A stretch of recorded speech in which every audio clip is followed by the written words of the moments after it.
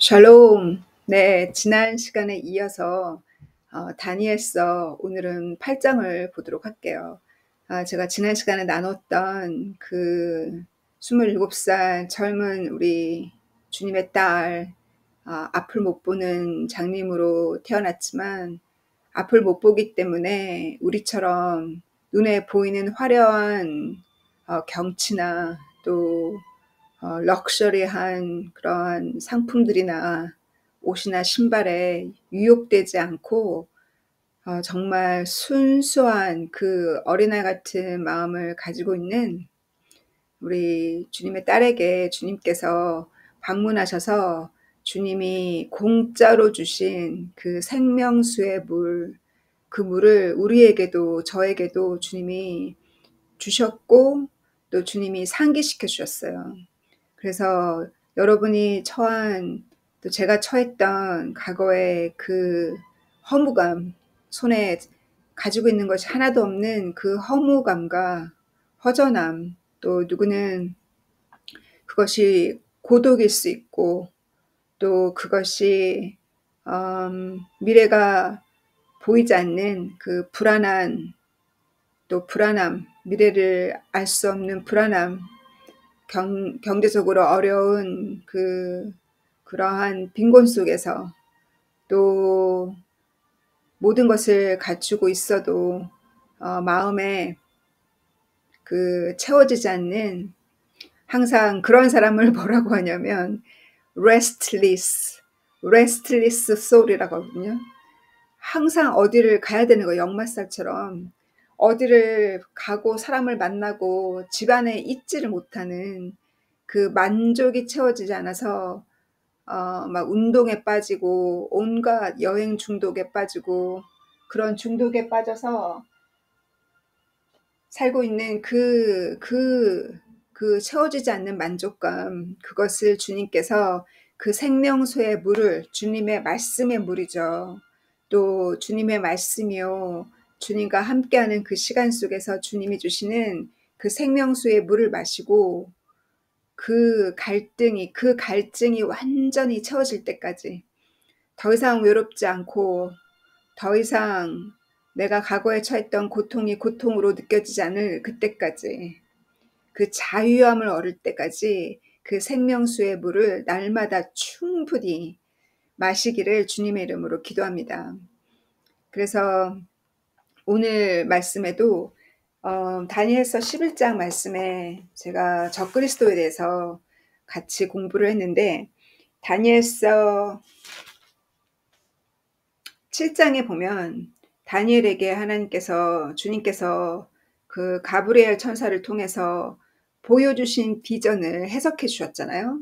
그 네 번째 짐승의 모습부터 먼저 보면은 7장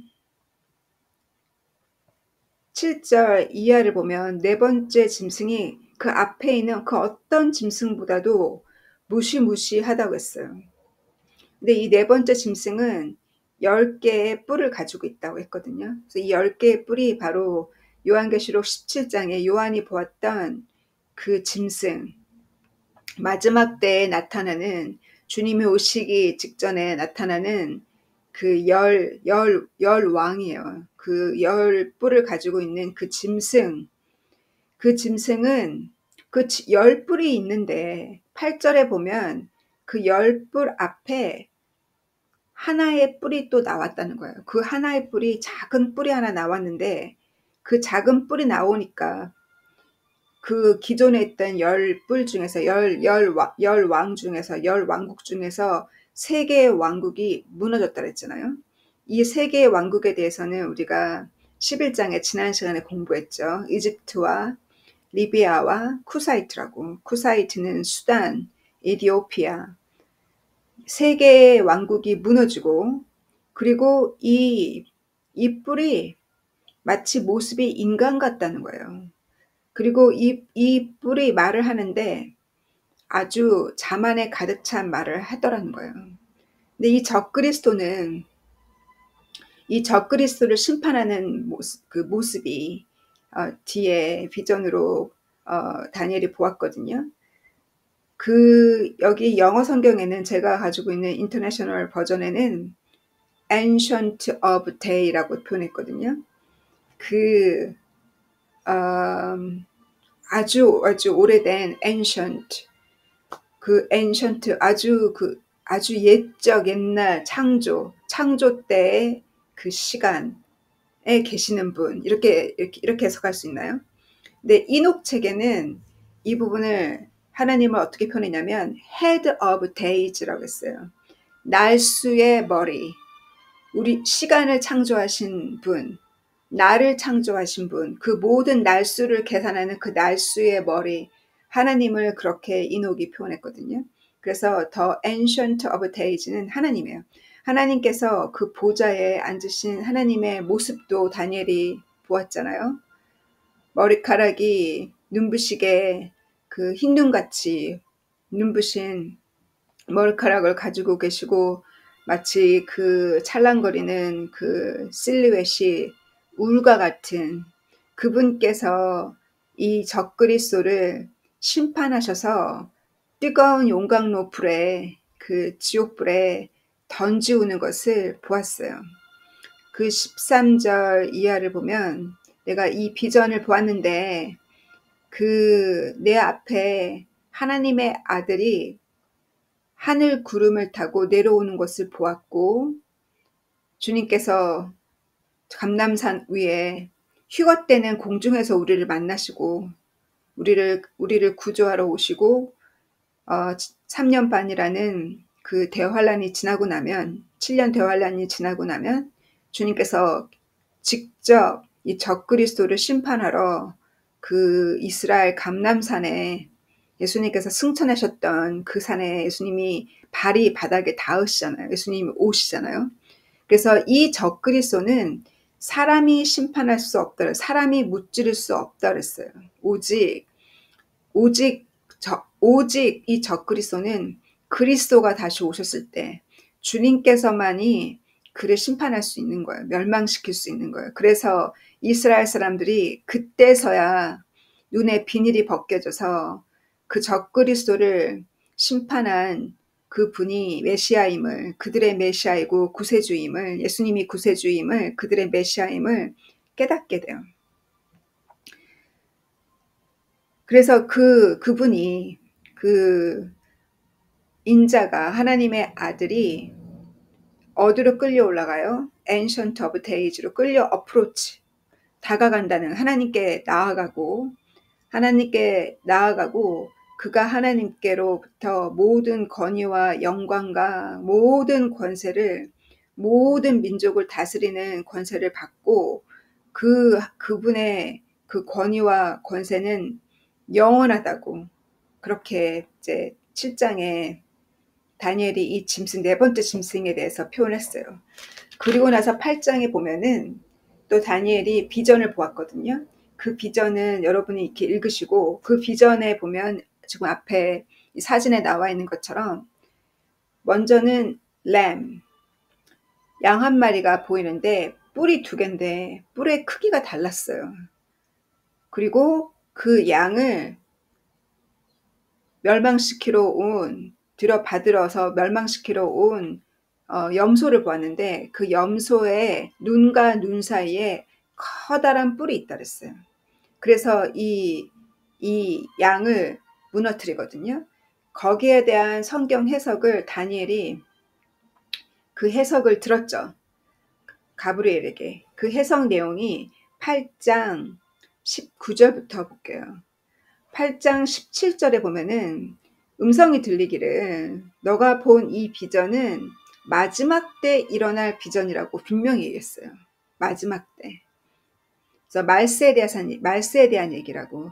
그 얘기는 메시아, 예수님이 오시는 그때에 대해서 얘기하는 것이 아니라, 예수님이 다시 오셔서 적그리스도를 심판하는 마지막 때에 대해서 다니엘이 미리 이 비전을 본 거예요. 다니엘이 이 시대를 본 거예요. 이스라엘의 구원의 때, 그래서 교회 역사가 끝나고 그 7년 대환란 직전에 있을 일을 본 거예요. 그래서 그 마지막 때에 대해서 설명하시면서 19절에 이 마지막 때 일어날 일에 대해서 내가 보여준다고 하시면서 20절에 그 두 개의 뿔을 가진 양은 미디아와 퍼시아, 제가 지난 시간에 같이 공부했잖아요. 그 바벨론이 BC 607년부터 537년까지 70년 동안 이스라엘을 공격했을 때, 예루살렘을 공격했을 때 BC 607년부터 70년간 그 페르시아, 그 하나님이 선택하신 사이러스 왕이 공격했던 그 손자를 멸망시켰던 BC 537년까지 70년 동안 주님께서 예언한 대로, 예레미야가 예언한 대로 70년 동안 이스라엘을 다스렸고, 그때 일어났던 사이러스, 그리고 사이러스 이후로 또 다리우스 왕이 이르기까지 이 페르시아가 일어났을 때 그때 성전 재건이 진행되잖아요. 하나님께서 사이러스에게 허락하셨기 때문에 사이러스를 들어서 또 다리우스와 알터저스에 이르기까지 성전 재건이 진행되는 그 당시에 이 페르시아는 두 개의 나라로 분리되어 있어요. 미디아와 퍼시아. 그래서 두 개의 그 뿔이, 크기가 다른 그 뿔이, 양의 뿔이 이게 바로 여기 나와 있기를 이거는 미디아와 페르시아를 얘기하는 거다. 그리고 그들을 무찌를 나라는 그 염소가 나왔는데 이 염소는 바로 그리스를 상징한다고 나와 있잖아요. 근데 그 눈과 눈 사이에는 커다란 그 뿔은 바로 첫 번째 왕이라고. 이 첫 번째 왕이 제가 11장에도 얘기했던 그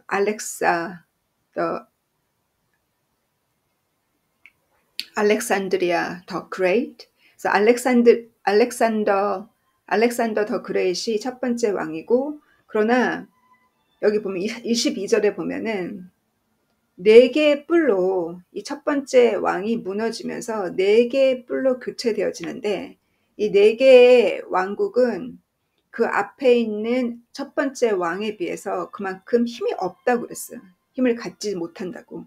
그래서 이 네 개의 왕국이 제가 지난 시간에 공부한 것처럼 북쪽에 있는 터키와 시리아, 그리고 그 밑에 그리스와 남쪽의 이집트. 그래서 남쪽의 왕 이집트와 북쪽의 왕 시리아의 왕에 대해서 11장에 자세히 다니엘이 미리 보았던 400년 후에 있을 북쪽의 시리아 또 남쪽의 이집트 사이에 진행되어지는 모든 전쟁에 대해서 400년 후에 있을 일을 다니엘이 먼저 보았잖아요.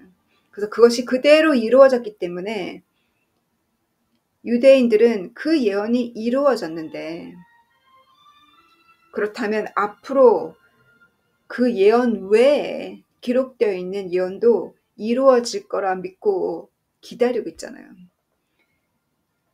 그들은 아직도 메시아를 깨닫지 못한 유대인들은. 그런데 그 밑에 보면은 이 네 개의 왕국 밑으로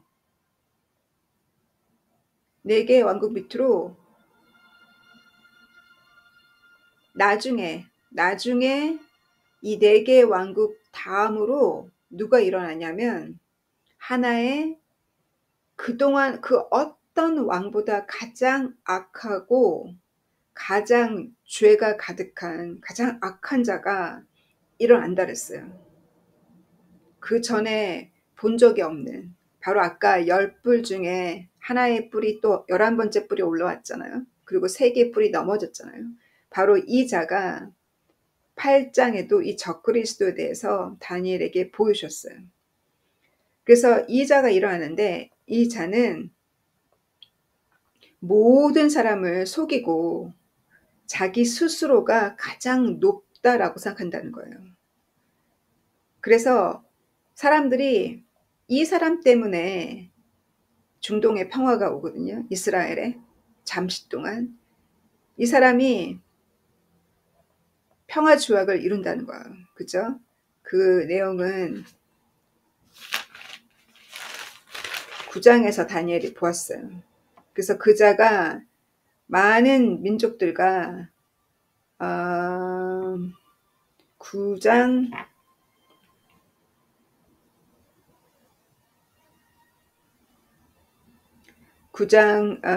27절에 보면은 그자가 많은 민족들과 평화조약을 7년 동안 이룬다 그랬죠.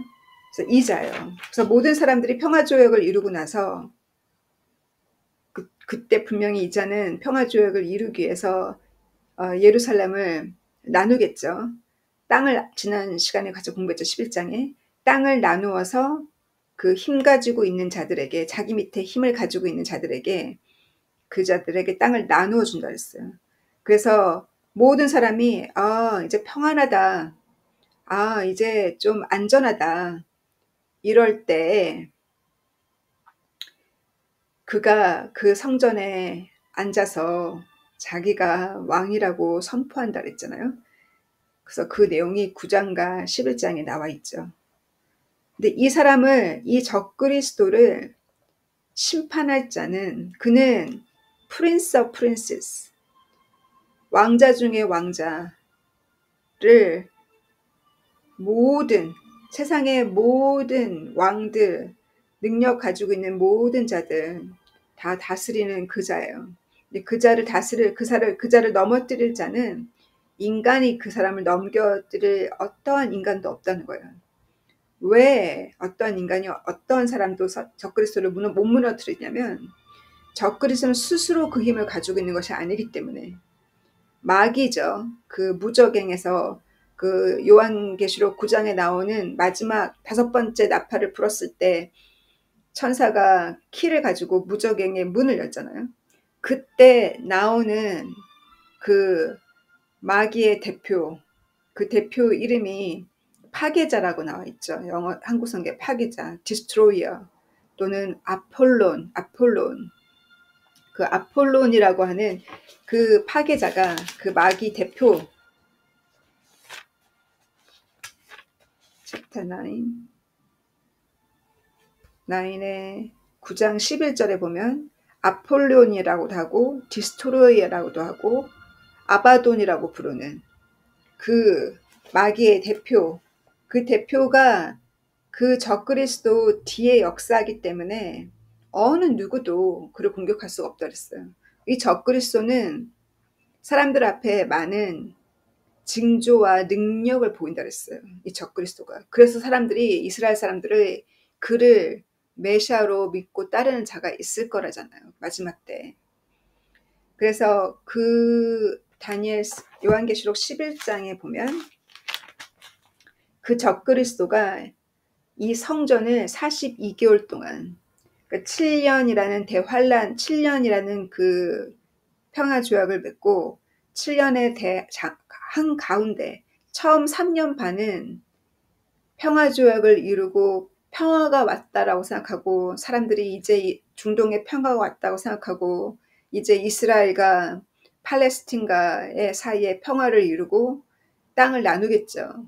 평화가 왔다고 생각하지만 그 한가운데 자기 스스로가 왕이라고 하는 그때부터 42개월 동안 이 성전을 자기가 다스린다는 거예요. 42개월 동안. 그래서 그가 이 성전에 자기가 그 제단을 예배드리지 못하게 하고, 하나님께 제사 드리지 못하게 하고, 자기가 그 영광을 받는 그 기간이 마지막 3년 반이에요. 그때쯤에 누가 나타났냐? 하나님께서 2명의 증인을 보내신다 그랬어요. 이 2명의 증인은 이 구약에서 가장 파워 있었던 2명의 증인이 누구겠어요? 하늘로 승천했던 사람이 딱 2명 있잖아요. 이녹하고, 아담의 7대 손 이녹하고, 또 하늘로 승천했던 엘리야가 있잖아요.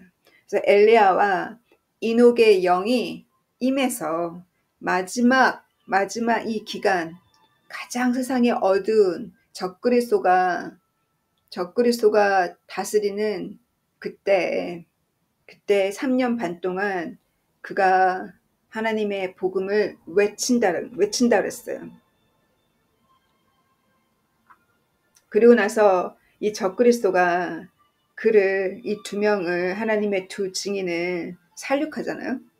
그리고 나서 하나님이 커다란 그 두 증인을 하늘로 승천으로 끌어올릴 때, 휴거로 끌어올릴 때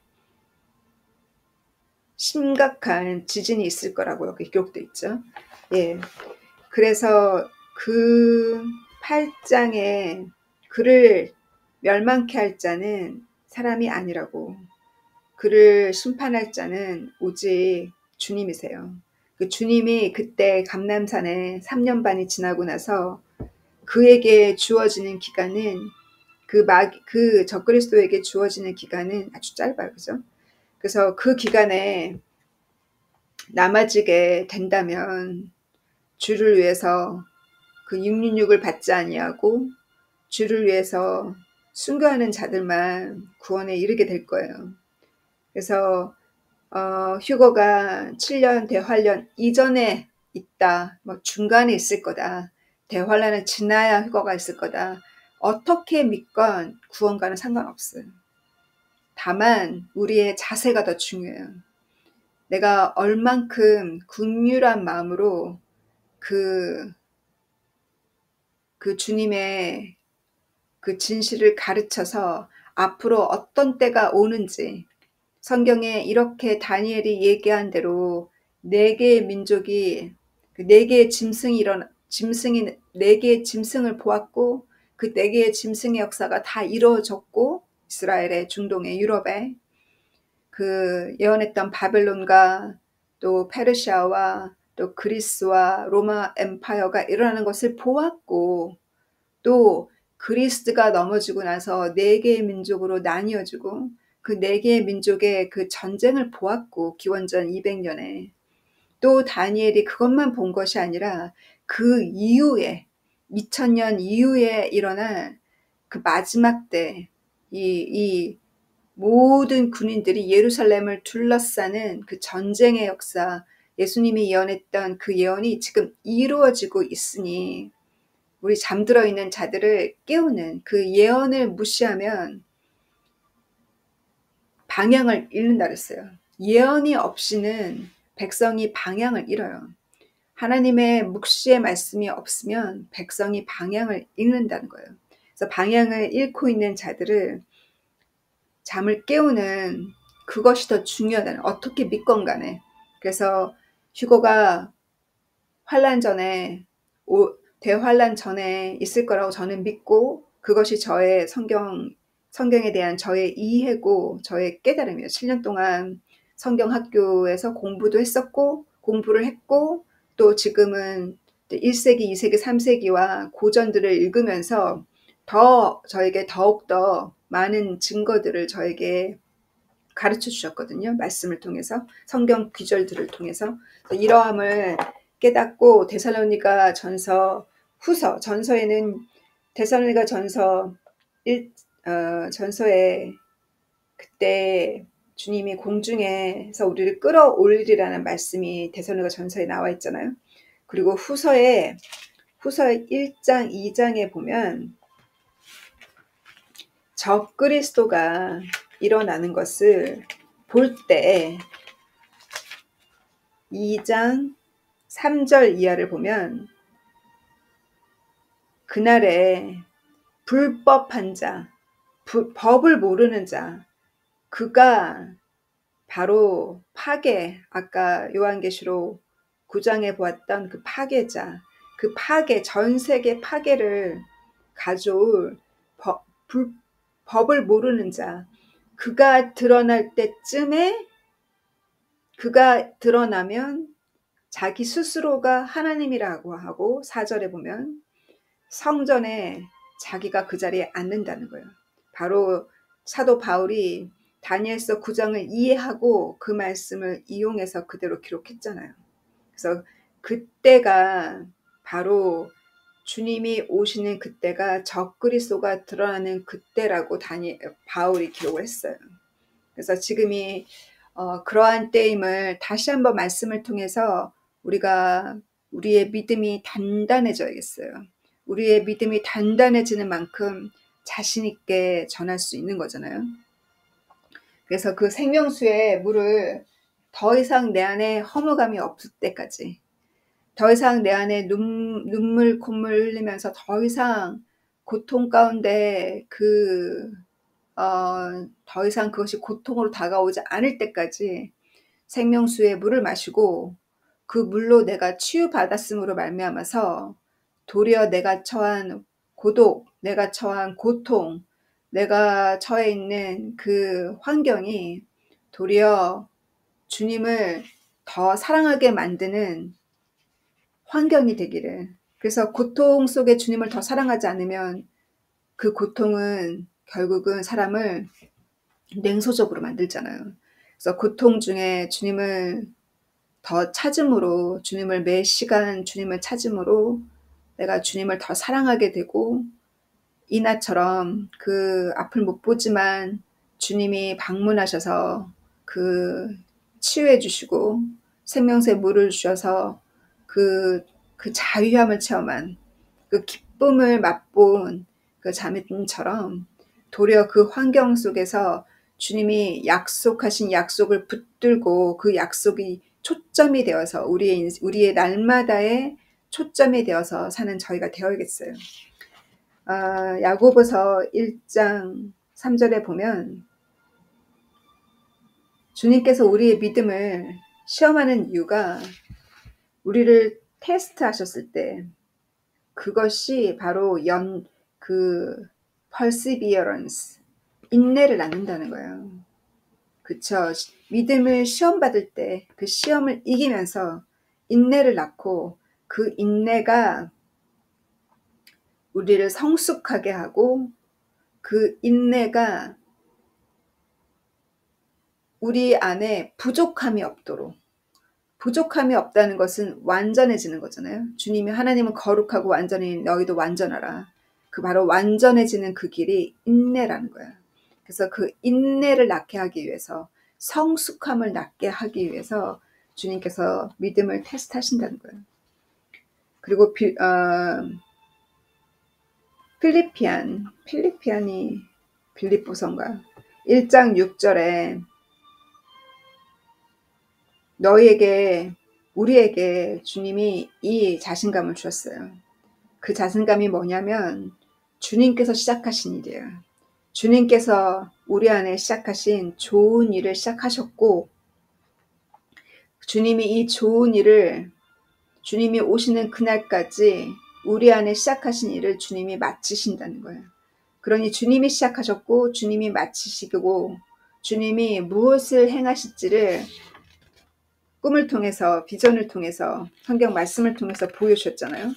그래서 그것을 주님이 이루실 거예요. 우리의 순종과 우리의 사랑을 통해서, 우리의 순종을 통해서 주님께서 이루실 거예요.